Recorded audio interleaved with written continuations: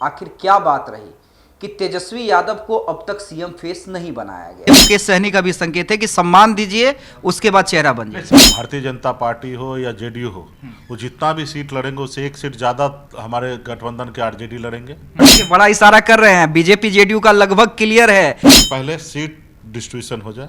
कोई यहाँ पे मजदूरी करने के लिए नहीं आया है, सबका अपना विचार है। यहाँ गठबंधन या इंडिया गठबंधन का एक कोई मालिक नहीं है। ये अगर आज इंडिया गठबंधन का लीडर भी चयन हुआ तो सिर्फ तेजस्वी जी के सोच से नहीं हुआ। देखिए, चेहरा तो तेजस्वी यादव को महागठबंधन का बनाया गया, लेकिन उन्हें सीएम उम्मीदवार नहीं बनाया गया। खैर, ऐसी क्या बात हुई कि राहुल गांधी और मल्लिकार्जुन खड़गे से मुलाकात के बाद भी महागठबंधन की 2 बैठकें हो गई हैं, लेकिन तेजस्वी के सीएम फेस का ऐलान नहीं किया गया है, जबकि तमाम लोग ये मानकर चल रहे हैं कि तेजस्वी यादव ही सीएम उम्मीदवार होंगे। उनके अलावा महागठबंधन में दूर दूर तक ऐसा कोई नेता नजर नहीं आता जिसकी सीएम उम्मीदवारी हो सकती है। मुकेश सहनी खुद इस रेस से हट चुके हैं, क्योंकि उन्होंने अपने आप को बतौर डिप्टी सीएम का चेहरा घोषित कर रखा है। कांग्रेस से ऐसा कोई लीडर नजर आता नहीं है। पप्पू यादव जरूर कहते हैं कि राजेश राम को सीएम फेस बनाना चाहिए, वो एक दलित चेहरा हैं, लेकिन पप्पू यादव की कितनी सुनी जाएगी, आरजेडी इस मांग को कितनी भाव देगी, ये आप सबको पता है। और लेफ्ट पार्टियों में से भी ऐसा कोई उम्मीदवार नज़र नहीं आता। उन्हें ज़्यादा सीट मिल जाए महागठबंधन के अंदर, वही काफ़ी है। फिर इन सब के बीच आखिर क्या बात रही कि तेजस्वी यादव को अब तक सीएम फेस नहीं बनाया गया है। जबकि अगर आप एनडीए की बात करें तो बीजेपी, अमित शाह, चिराग पासवान सब ये कह चुके हैं कि हम लोग इस बार का चुनाव नीतीश कुमार के नेतृत्व में लड़ने जा रहे हैं। हालांकि इच्छा चिराग पासवान की भी है, लेकिन चिराग पासवान ने ये संकेत दे दिए हैं कि इस बार नहीं, लेकिन अगली बार वो बिहार का विधानसभा चुनाव जरूर लड़ेंगे। हाँ, प्रेशर वो जरूर बना रहे हैं ज़्यादा से ज़्यादा सीटों के लिए। तो देखिए, जब मैं मुकेश सहनी से बात कर रहा था तो उन्होंने ये राज खोला।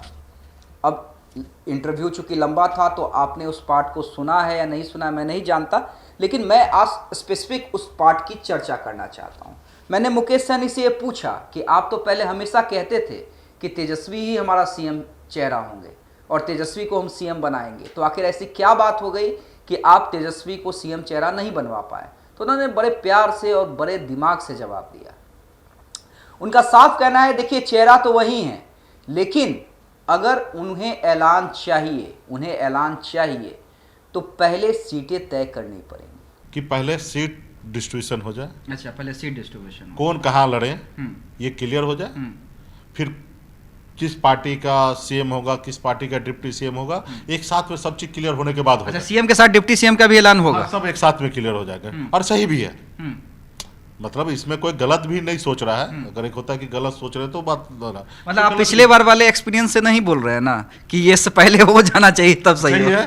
पिछले बार ऐसा हुआ तो सब चीज पहले हो जाए तो अच्छी बात है ना। और सबका सीट घोषणा हो जाए, सब कितने सीट पर लड़ेंगे वो घोषणा हो जाए, कौन कहाँ लड़ेंगे वो हो जाए, फिर उसमें सीएम कौन होंगे वो भी घोषणा हो जाए, डिप्टी सीएम कौन होंगे वो सब घोषणा हो जाए। तो एक साथ में जो प्रक्रिया है वो सारा फॉर्म, अगर एक पेपर है उसमें कई तरह का कॉलम है तो सबको भरना चाहिए। एक भर देने से हमारा काम नहीं ना होगा।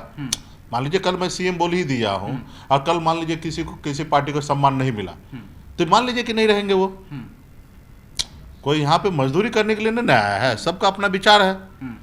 सब मिलकर भाजपा को हराने के लिए सब यहाँ पे हम लोग। ये सिर्फ कांग्रेस का संकेत नहीं, ये मुकेश सहनी का भी संकेत है कि सम्मान दीजिए, उसके बाद चेहरा बन जाए। सम्मान देने से किसी से मांगना क्यों है?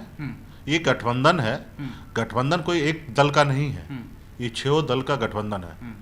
इस गठबंधन का मालिक कोई एक नहीं है, अपने अपने पार्टी का मालिक लोग हो सकते हैं, लेकिन महागठबंधन या इंडिया गठबंधन का एक कोई मालिक नहीं है। ये अगर आज इंडिया गठबंधन का लीडर भी चयन हुआ तो सिर्फ तेजस्वी जी के सोच से नहीं हुआ। जी हाँ, पहले सीटें तय करनी पड़ेंगी, कौन किस सीट से चुनाव लड़ेगा ये तय करना पड़ेगा, और उसके बाद जब सब दल संतुष्ट हो जाएंगे तब तेजस्वी यादव को सीएम उम्मीदवार बनाया जाएगा। तो क्या महागठबंधन में बाकी जो सहयोगी दल हैं उन्हें डर लग रहा है कि अगर हम अभी तेजस्वी को सीएम चेहरा बना देते हैं और बाद में आरजेडी कोई इफ एंड बट करती है, सीट देने में कम सीट देती है, तो उन्हें नुकसान उठाना पड़ सकता है। और मुकेश सहनी को तो पिछले बार वाला एक्सपीरियंस भी याद है प्रेस कॉन्फ्रेंस वाला, याद है ना आपको, कि प्रेस कॉन्फ्रेंस से उठकर आरोप लगाते हुए चले गए थे कि मेरे पीठ पर खंजर भोंका गया है। और वो रिस्क इस बार मुकेश सहनी नहीं लेना चाहते हैं, कांग्रेस नहीं लेना चाहती है, बाकी के जो दल है वो नहीं लेना चाहते। और यही कारण है कि जो बाकी सहयोगी दल है वो इंतजार कर रहे हैं आरजेडी पहले उन्हें दिल खोलकर सीट दे और मुंह मांगी सीट दे। आरजेडी के लिए भी दिक्कत है, देखिए सबसे बड़ी पार्टी है और सीएम का चेहरा तेजस्वी यादव को बनना है, उन्हीं के नेतृत्व में चुनाव होना है।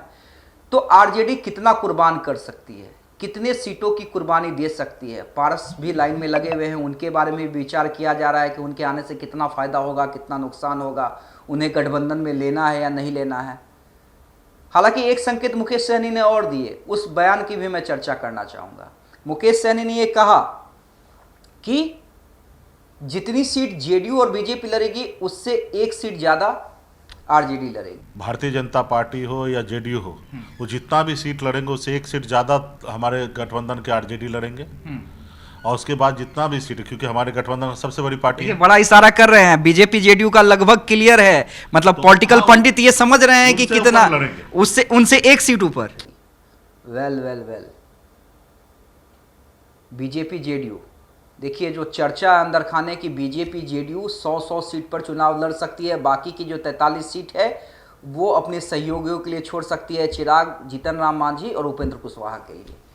तो क्या आरजेडी महज 101 सीट पर चुनाव लड़ने जा रही है? क्या लालू यादव और तेजस्वी यादव इसके लिए तैयार हैं? क्या जिस तरह से सहयोगियों के द्वारा प्रेशर बनाया जा रहा है, तेजस्वी यादव उसे आसानी से डील कर लेंगे? देखिए बहुत बड़ा सवाल है और इस सवाल का जवाब आने वाले कुछ दिनों में तेजस्वी यादव और लालू यादव को देना होगा।